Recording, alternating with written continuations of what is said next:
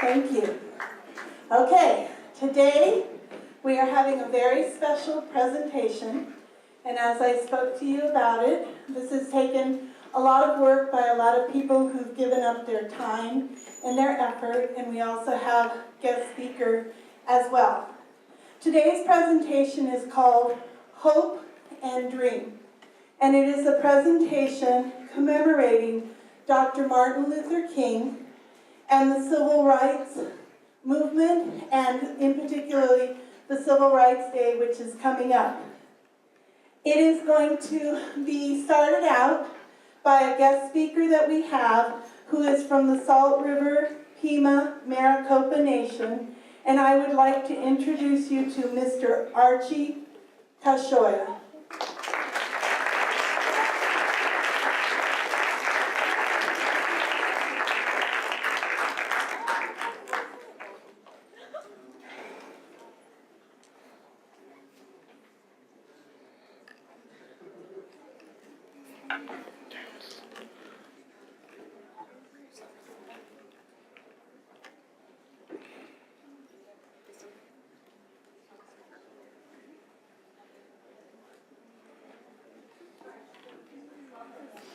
Thank you. My name again is Archie Kashoya. I'm O'odham, and I'm also a descendancy of Hopi. Who's from Salt River here? Who's from the nation? Anybody? Children? Salt River tribe? No? Okay, well, they're going to lose out today, so. When? Okay. This Lady Kingstown? I don't want to put you on the spot. And see, this is my niece, and my grandson also, Felix, and those are the people I serve today within our nation. So please forgive me for the way I'm dressed. I attend meetings every day dealing with water issue riots, land issues, the economy for our tribe. Far and wide, I travel a lot, and it takes me away from them a lot. We get into the position, our cultural government position is that it's almost the same as the way they do it politically out here. You know, normally you're chosen by your people, then it goes to where they go and elect, put in their vote, and then they let me know. You know, they say, okay. People have chosen you. You got a week to accept or not. So you give them the opportunity. So I've been requested to do this going about 4 times, and so this 3rd time I accepted, and I was placed into the position. I'm going into my 2nd status of being a tribal representative. I'll start the next. I've been here 5 years, and I'll extend it to another 4 years. And then the people will come back, and someone will either request that you be placed in that position again or not. But this morning, or this afternoon, I want to open with traditional, just to respect my ancestors, and just out of respect to you and your foundation of who your creator is. You know, you can go along or not. It's not disrespectful to me. You know, it's not. But for me and where I stand, and just the way I was raised, and to honor my grandparents and the extended ancestral entity of linear descendancy, I'm going to do this prayer. It'll be in my language. No disrespect to you, but I will not repeat it in English. For me, the honor part of it is that I've talked to them, and I'm thanking them for where I stand and what the blessings I'm trying to bestow on you, children. Daughter, we call you our God, and that's generational. Because your future dreams, or if you have them, or you should have them, is going to make the society, or the system, or the world change. Okay, so I'm going to go into prayer. It won't be long, so just honor me with that. Okay, so whether you pray in your own way, or whether it's up to you. You don't have to. Okay, so start. George Thor, not the good. I should mention the quicker I need.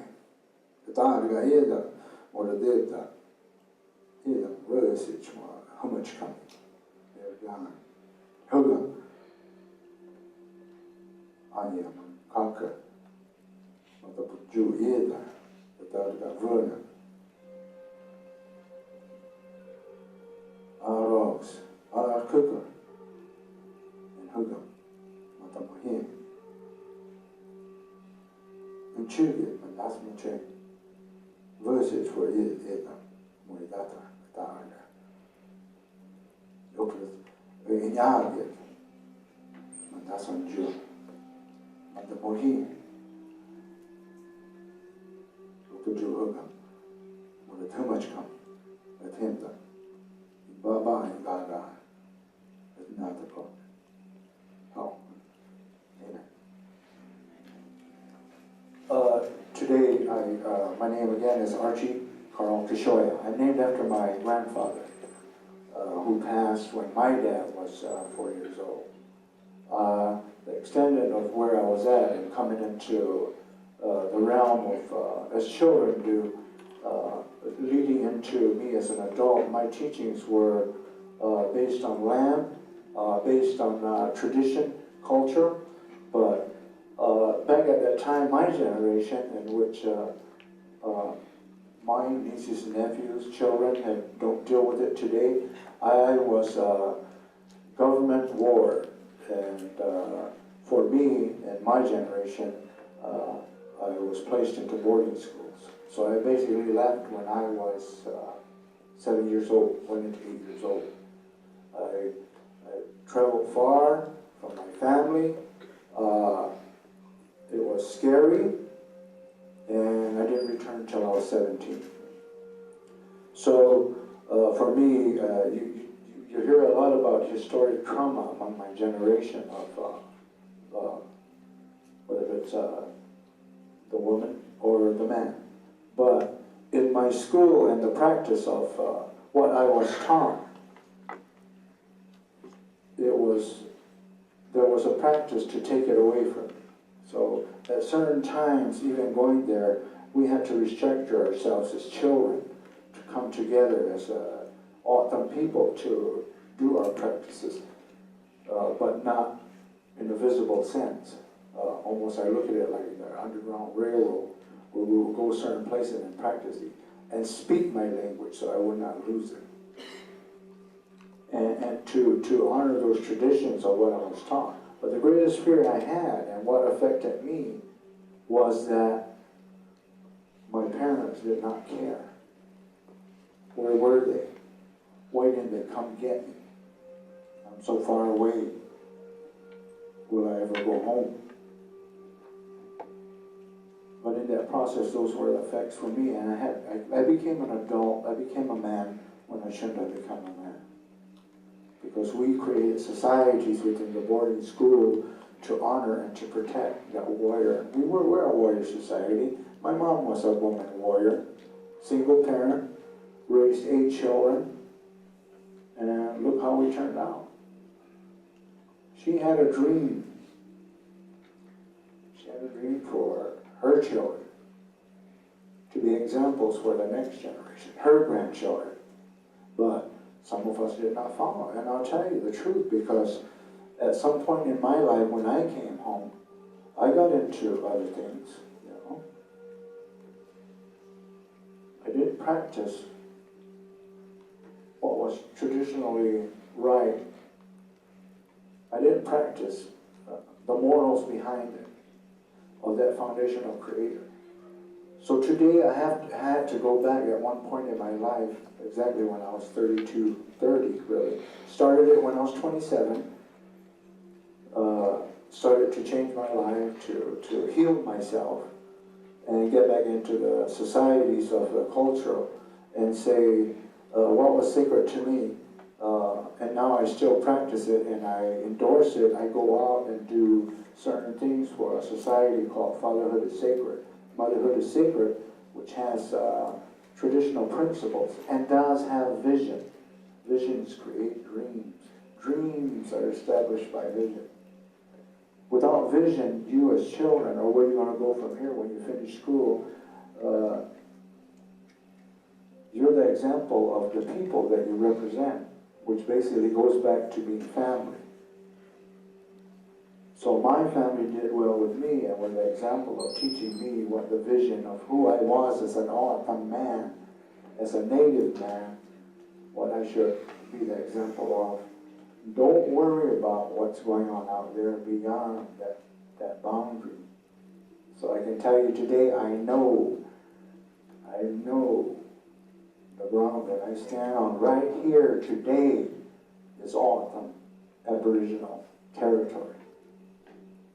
It's just because a greater society, a governmental structure, and yes, wars are produced, people are overtaken, governments are established, and the onset is you have to abide by the nation you fall under. And in this case, that nation allowed my nation in 1969 moving forward because of a dream certain individuals had that my generation and moved to put up that protest. But for all Indian nations at that time, we did not look at it as a civil rights issue. For us, because it dealt with culture and who we were and what people will say, and this is the greatest word that some people in my generation cannot say or will not say, is genocide. I dealt with it as a young person in boarding school. I didn't understand the word until when I found out what they were trying to take from me. Cultural genocide, traditional genocide. But that included my language, the teachings that were taught to me as to how I should be the example as a human being. Not to say, oh, they're white, they're African American, they're Spanish. No. Each majority of a minority group, when you deal with the humanitarian side of what structures are going against it, your dreams are not, to me I see it as some of our children, my O'odham children, whom I represent sometimes, they don't want to produce those dreams because they say, well, nothing's going to happen, or it's not going to work for me, or they're already telling me what to do. So when I came into this seat, I guess I was doing something for my people that they saw and said, well, he could be productive there. I'd like to see him sit there to represent me as a servant. Culturally and tribally, every representative that sits next to me, the other 8, we have no power. It's the people that have the power. When I hear their voice and it's against something that's not beneficial to their dreams, I have to speak up on their behalf and say, that law does not work. Let's change it where it does work, because it has to be fair and just. The big fear was, I know you young people, I don't know if you dealt with it, the elections and with Trump coming in. To me, no disrespect, Trump is just a man with ideas, opinions, and maybe he wants what he wants for a political structure. I am not political. Our tribal entity, and that's what I reinforce with others that sit me, we're not politicians. We have to produce this structure in order to deal with another nation. But I am not a politician. First of all, I'm a servant to my people, and second, I just represent them when I go out. There's no way you can brand me with the political or the structure of that realm, because it's what's in my heart that produces fair and just things for me individually. Because one day, and if I decide to say no more, I will not accept you putting me in this position. I want to be able to deal and go and sit and make sure my tribal laws or the laws that government structure, or those new representatives that are coming in, make sure that I am the focus of being served traditionally, culturally, as an elder of my people. So, the dreams that I have, not just for our children, but you children here, I keep using that word children. You're going to be adults pretty soon, and I'll tell you, you're going to wake up.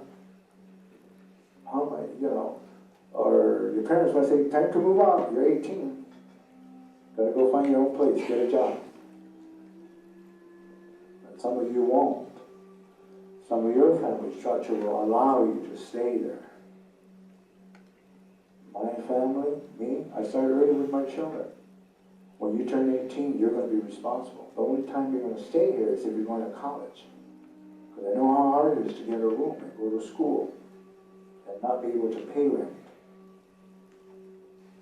But once you establish that job, you're going to pay me rent if you can't get a place soon enough.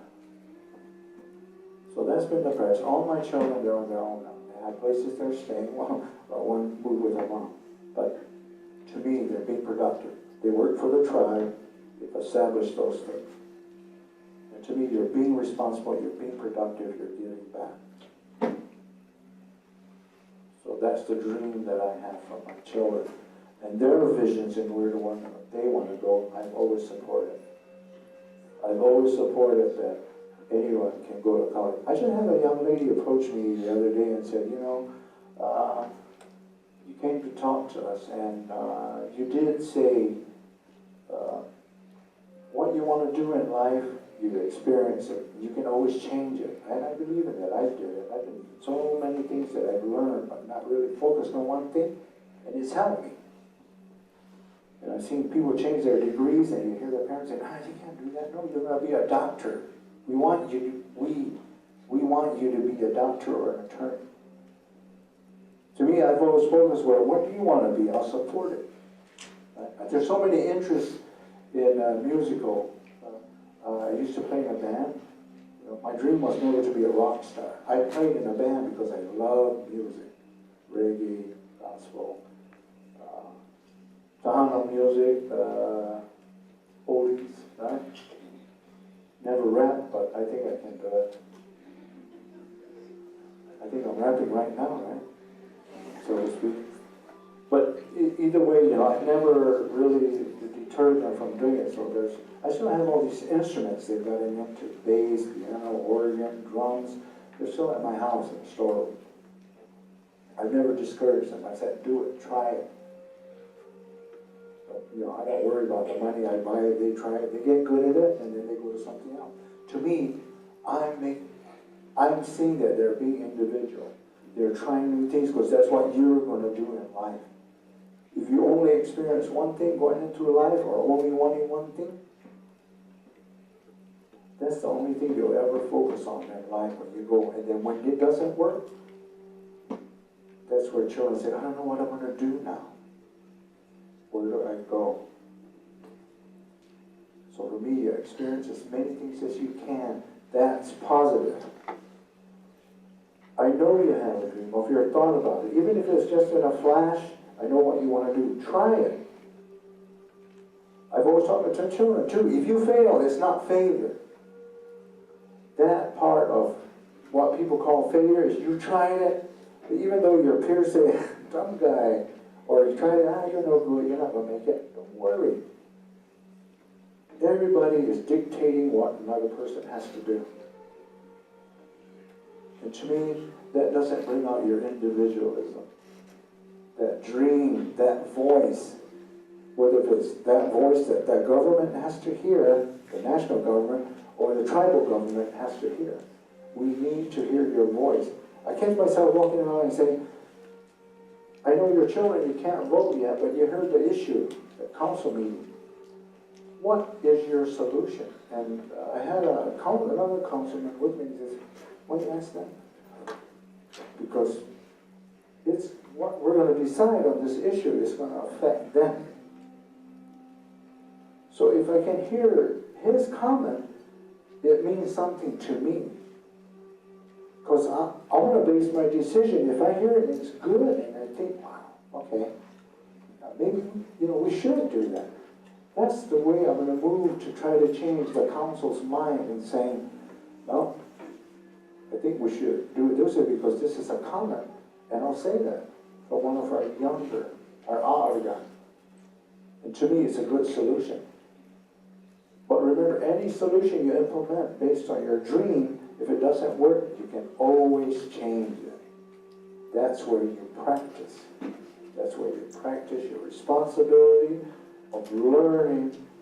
Well, again, I don't like using that word failure to when you haven't failed. You just tried something, it didn't work.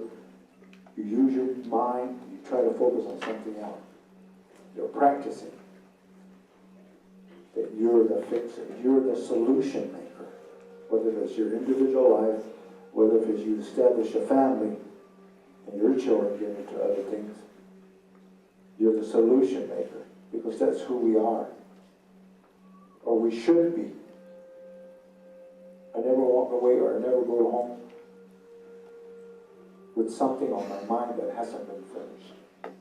To me, we've got to do this, or at least get some structure as to how we're going to deal with it. At least I know where we're going. Now, for me, I have no opinions. I have no comments. Because everything I do today is for them. I have to. For my grandson there. Culturally, traditionally, based on who we are. And give that respect to extended minority groups. But to say, every place I go, if it's not something, I say, what can I say that's not disrespectful to your tribe, or what shouldn't I say that's going to disrespect me, or make it look like I'm trying to dictate what your tribe should do. And they'll tell me. They will tell me, oh, we don't say this, don't talk about this. And I say, okay, that's fine, that's not a problem. I'm trying to respect you. In most cases, we don't learn that. Our families don't teach that. That's why we get so many challenges in the younger generation. We're getting it on our reservation now. Families are coming to us. Our children are starting not to respect us because of color, drugs, and just basically overall, they're having health issues. So they're not respecting us. How do we fix that? We go back to the family and say, this is what's not happening. It's you in the home that needs to fix it. It's not me as a representative that's going to fix it for your family. Because traditionally, I can't. I'm not allowed to go to another family and dictate, you raise your children this way. It's disrespectful. The whole family will probably be at my door the same night. Why are you doing this? So right now, you're the solution maker. Remember, your children, your generation coming out, you're the solution maker. You're going to do it. I believe you can. That's what I tell our children. In order to make things better. Don't just focus too much on what's already there. The government is there. Now, somebody put up there. Somebody said really good words in order for you to check that mark to get them there.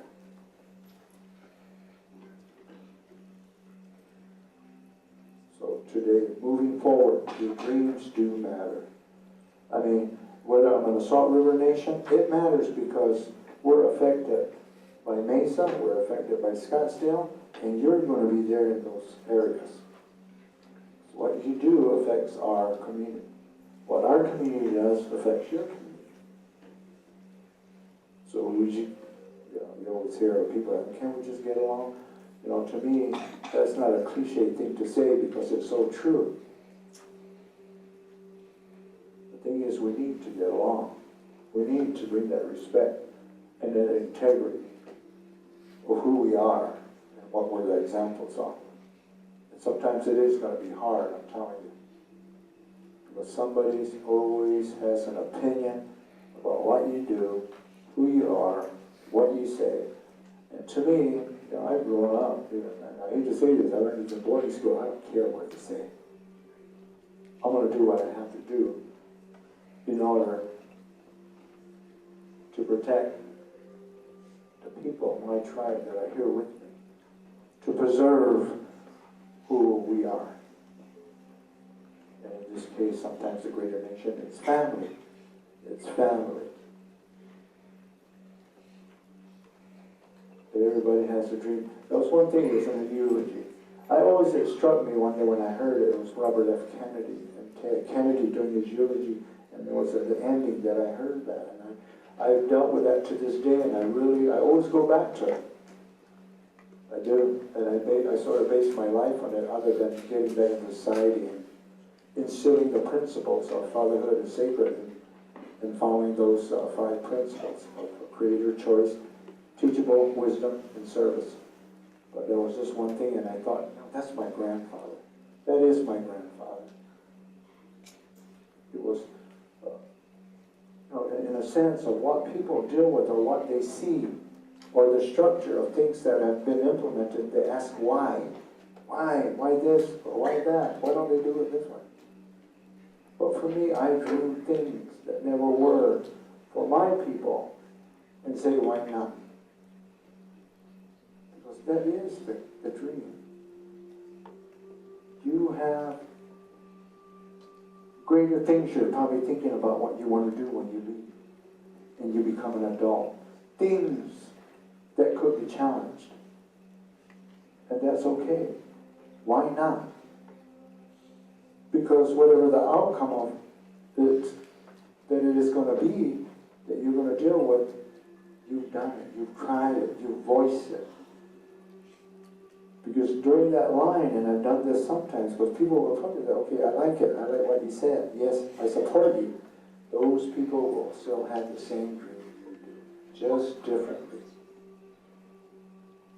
So whether we have individual dreams and we're going to move forward, it's good that we all support the dreams. If it sort of coincides with our dream and you get the support and moving forward, that's really good.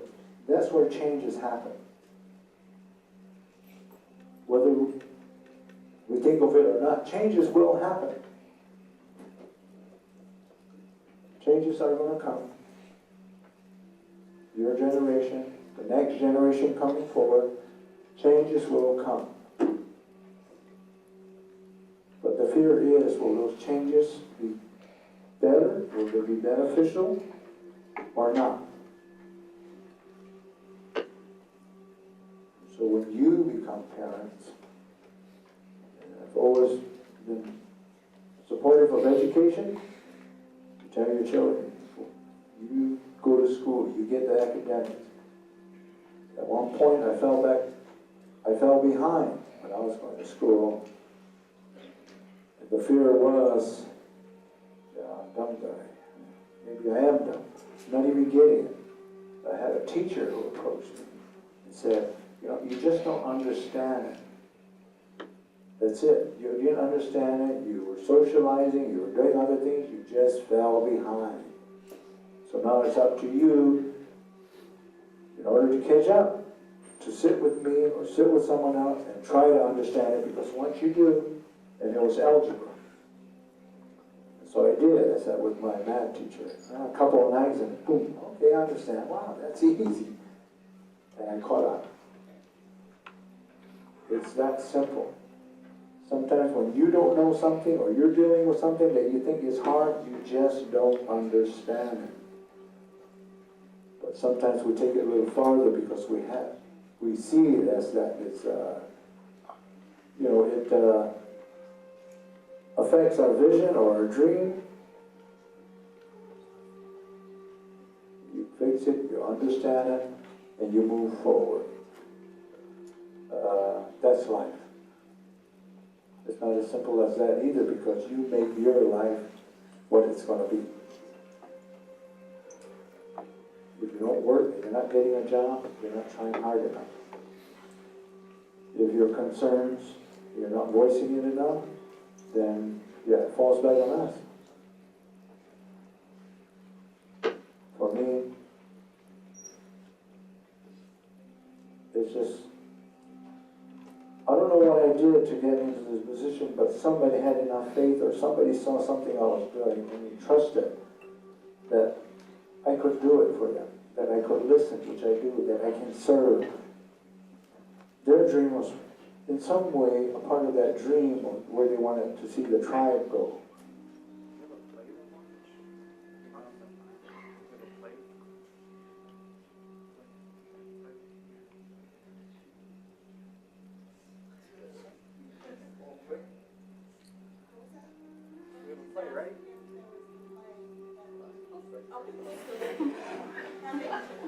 Oh, I thought I was in a play.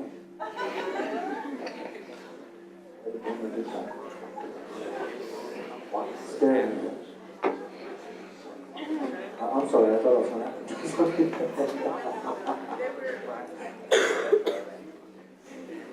Well, the play's coming, I guess.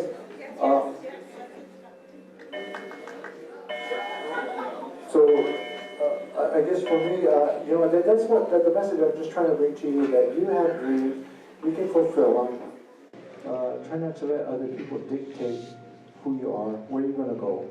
Lifestyle has a greater effect for our children in our community. Lifestyle that's not too positive, and sometimes we have to reach out and bring them back and say, hey,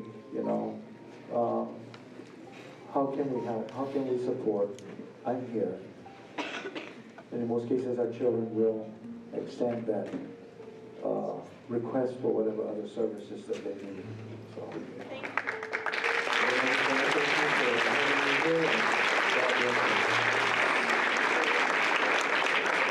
Hold on, and now we are going to have for you a introduction by our students. I'd like to thank Mr. Kashoya for spending time with us and for telling us and sharing a little bit about his life story. Next up, we are going to have Hope and Dream, which is going to feature Deshaun in the role as Dr. Martin Luther King Jr. And we have a cast with him. And I also wanted to thank Ms. Randall for doing this. So on with Hope and Dream. Thank you.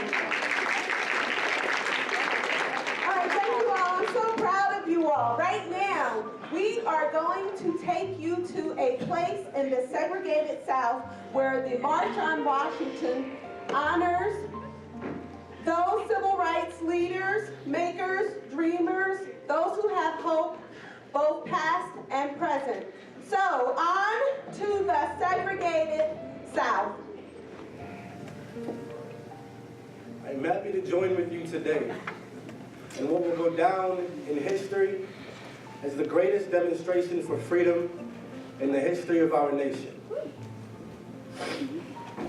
50 years ago, a great American, in whose symbolic shadow we stand today, signed the Emancipation Proclamation. This momentous decree came as a great beacon of light of hope to millions of Negro slaves who had been seared in the flames of withering injustice. It came as a joyous daybreak to end the long night of captivity. But 100 years later, the Negro is still not free. 100 years later, the life of the Negro is still sadly crippled by the manacles of segregation and the chains of discrimination. 100 years later, the Negro lives on a lonely island of poverty in the midst of a vast ocean of material prosperity.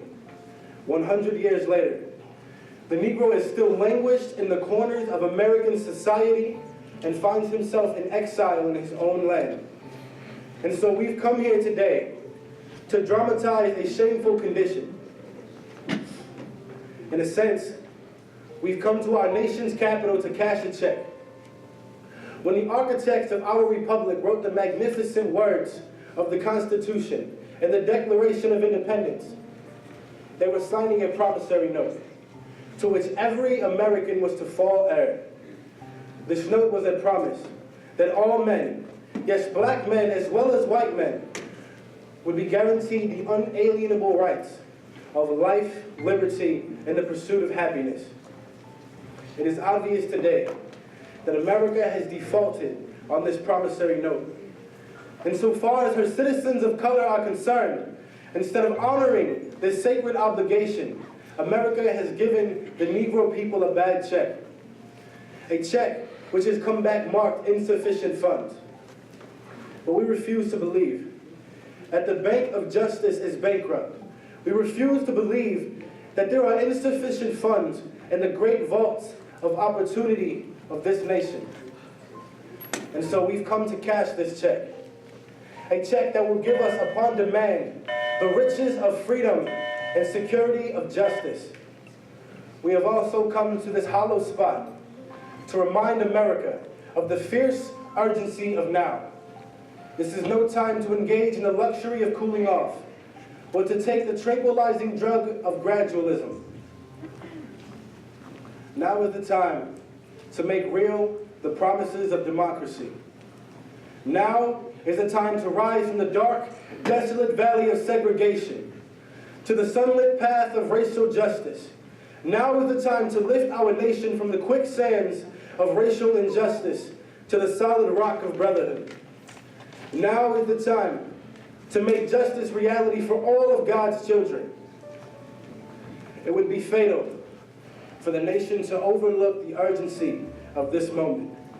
This sweltering summer of the Negro's legitimate discount will not pass until there is an invigorating autumn of freedom and equality. 1963 is not an end, but a beginning. And those who hope that the Negro needed to blow off steam and will now be content will have a rude awakening if the nation returns to business as usual.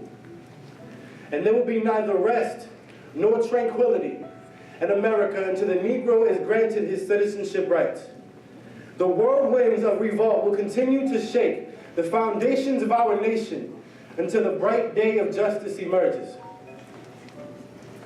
But there is something that I must say to the people who stand on the warm threshold which leads us into the palace of justice. In the process of gaining our rightful place, we must not be guilty of wrongful deeds. Let us not seek to satisfy our thirst for freedom by drinking from the cup of bitterness and hatred. We must forever conduct our struggle on the high plane of dignity and discipline. We must not allow our creative protest to degenerate into physical violence again and again. We must rise to the majestic heights of meeting physical force with soul force. The marvelous new militancy which has engulfed the Negro community must not lead us to a distrust of all white people.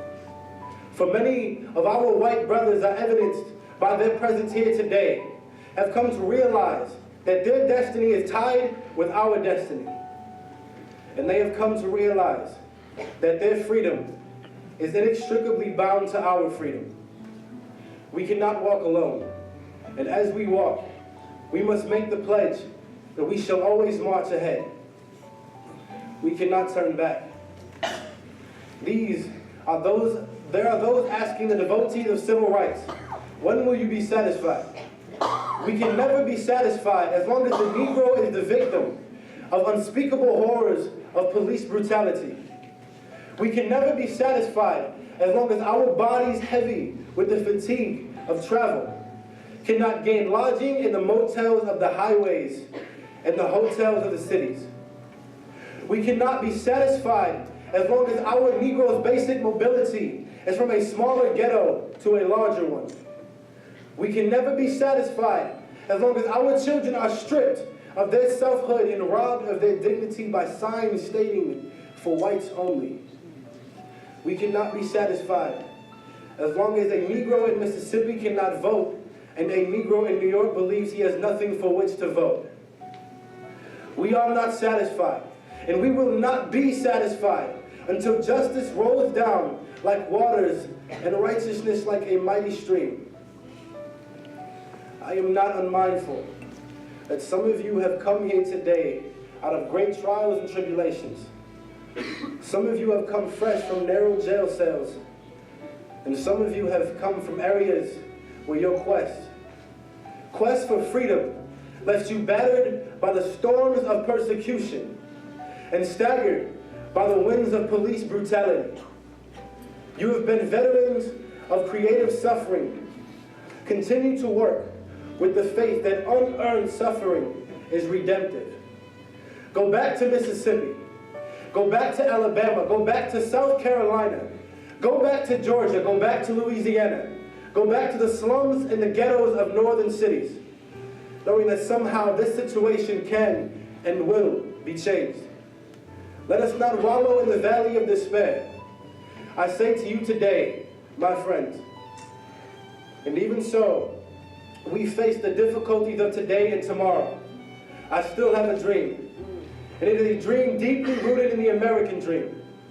I have a dream that one day, this nation will rise up and live out the true meaning of its creed. We hold these truths to be self-evident, that all men are created equal. I have a dream that one day, on the red hills of Georgia, the sons of former slaves and the sons of former slave owners will be able to sit down together at the table of brotherhood. I have a dream that one day, even the state of Mississippi, a state sweltering with the heat of injustice, sweltering with the heat of oppression, will be transformed into an oasis of freedom and justice. I have a dream that my 4 little children will one day live in a nation where they will not be judged by the color of their skin, but by the content of their character. I have a dream today.